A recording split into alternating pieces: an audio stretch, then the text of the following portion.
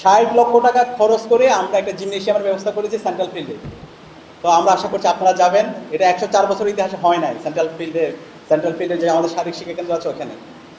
তো সেই জিমনেশিয়াম আমরা খুব দ্রুত উদ্বোধন করবো, এবং জিমনেশিয়াম উদ্বোধন একটু লেট হওয়ার কারণ হলো আমরা সব স্থাপন করেছি, কিন্তু ওইখানে এখনো ইলেকট্রিসিটি কানেক্ট করে দেওয়া হয় না। এবং আগামী 1-1.5 বছরের মধ্যে বিশ্ববিদ্যালয়ের এই হল নির্মাণের মাধ্যমে আমাদের এখানে যেন আর কোনো ধরনের আবাসন সংকট না থাকে, এবং সেই জায়গায় আমরা বিশ্ববিদ্যালয় প্রশাসনকে আমাদের জায়গা থেকে, ডাকসুর জায়গা থেকে এবং হল সংসদের আমরা জায়গা থেকে আমরা বিশ্ববিদ্যালয় প্রশাসনের কাছে যাব, এবং এই হল নির্মাণ দ্রুত যেন তারা শুরু করে সেটার জন্য আমরা বাধ্য করব।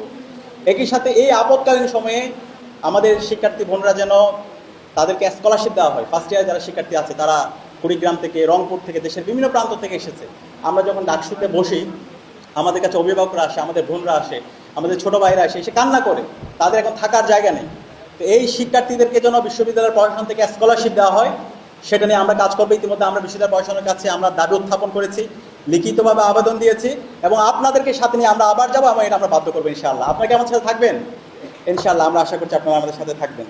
এবং একই সাথে ইতিমধ্যে আমাদের জিএস ঘোষণা দিয়েছেন আমাদের ছাত্রী বোনদের জন্য, আমরা সবার আগে এটা প্রায়োরিটি দিয়েছি।